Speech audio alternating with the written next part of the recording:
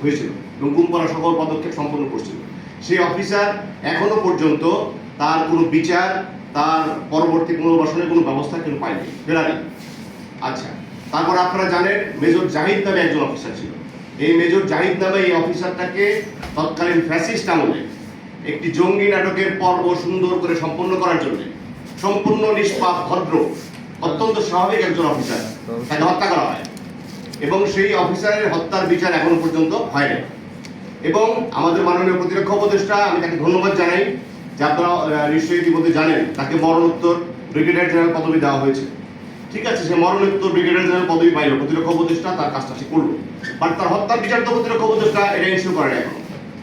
মাননীয় প্রতিরক্ষা উপদেষ্টা, আইনমন্ত্রী, স্বরাষ্ট্রমন্ত্রী এবং মাননীয় প্রধানমন্ত্রী তাকে বলতে চায়, আপনার বাবা সাবেক সেনা কর্মকর্তা ছিলেন, শহীদ প্রেসিডেন্ট জিয়াউর রহমান হত্যাকাণ্ডের শিকার হয়েছে, তার বিচার আপনি সম্পন্ন করুন। আপনি মেজর জিয়ারের বিচার সম্পন্ন করুন, মেজর জাহিদের বিচার সম্পন্ন করুন।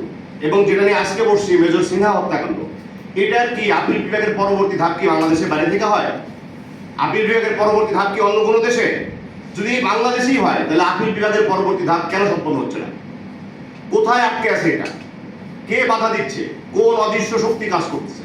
এগুলো আমরা প্রকাশ আনতে চাই, এগুলো আমরা দেখতে চাই, সংশ্লিষ্ট কর্তৃপক্ষের কাছে ব্যাখ্যা চাই, কেন এটা হবে না। আর একজন সাংবাদিকের প্রশ্ন করলেন যে এই মেজর সিনহার মতো একজন অফিসার, তার হত্যাকাণ্ডের বিচারেই যদি এই অবস্থা হয় তাহলে সাধারণ নাগরিকদের কি হবে? কথা সত্য। সরকারকে অনুরোধ করবো, আপনারা যদি এনশিওর না করেন, ধীরে ধীরে ধীরে ধীরে আপনাদের প্রতি মানুষের আস্থা নষ্ট হয়ে যাবে। জনাব তারেক রহমান কিছু ভালো কাজ করার চেষ্টা করছেন, আমরা আশান্বিত হচ্ছি, মাননীয় প্রধানমন্ত্রী ভালো কিছু করবেন, কিন্তু উনি এককভাবে কিছু কিছু কাজ চেষ্টা করে যাচ্ছেন, তার সাথে তার সমস্ত সিস্টেমকে কাজ করতে হবে।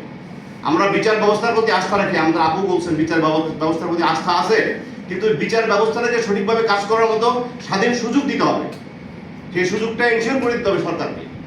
আর আরেকটা বিষয় বলতে চাই, আমরা সশস্ত্র বাহিনীর সদস্যরা আমরা মানে এতই বেশি দেশের আইনের প্রতি শ্রদ্ধাশীল এবং আইনকে শ্রদ্ধা করি যে আমরা কখনো আইন নিজের হাতে তুলে নেই না। আপনারা ভালো করে জানেন, ওই ওসি প্রদীপের মতো এক ওসি, ওই লিয়াকতের মতো এক সাব ইন্সপেক্টর, ওদের কি অস্ত্রের উপরে আমাদের চেয়ে বেশি দক্ষতা আছে? আমার চেয়ে বেশি দক্ষ সে? মেজর সিনহা সে অস্ত্রের উপরে অত্যন্ত প্রশিক্ষিত একজন অফিসার ছিলেন, বরং সে এসএসএফ এর সদস্য ছিলেন। মেজর সিনহা যদি বুঝতে পারতো ঘূর্ণাক করে যে এই ওসি প্রদীপ আমাকে গুলি করবে, মেজর সিনহা ওর চিন্তার আগে ওকে হত্যা করে ফেলতে পারতো, ওর সাথে লিয়াকত সহ যারা সামনে ছিল সবগুলো হত্যা করে ফেলতে পারতো। সে করে নাই, সে কোশ্চিন কালও বিশ্বাস করে নাই যে একজন পুলিশের ওসি, একজন সাব ইন্সপেক্টর আমার লোকে এখন গুলি করবে।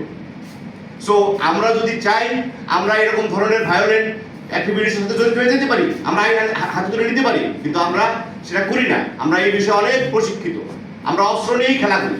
সারাটা জীবন আমাদেরকে প্রশিক্ষণই দেওয়া হয় মানুষকে হত্যা করার জন্য, আমার কাজই সেটা, আর সেইটা আমাকে অন্য মানুষ করে যাচ্ছে। এই ওসি প্রদীপের, এদের মতো প্রদীপ টাইপের লোকজনের বিচার যদি দ্রুত না হয়, এদের জীবন প্রদীপ যদি তাড়াতাড়ি নিভানো না হয়, এরকম আরো বহু প্রদীপ বাংলাদেশের বিভিন্ন জায়গায় কিন্তু নতুন করে সৃষ্টি হবে। তখন এই সরকার সামাল দিতে পারবে না, মানুষ তার নিরাপত্তা পাবে না, মানুষ তার ঘর থেকে বেরোয় হাঁটতে পারবে না। সো এই মেজর সিনহা হত্যার বিচারের সাথে সারা দেশের মানুষের নিরাপত্তা জড়িত।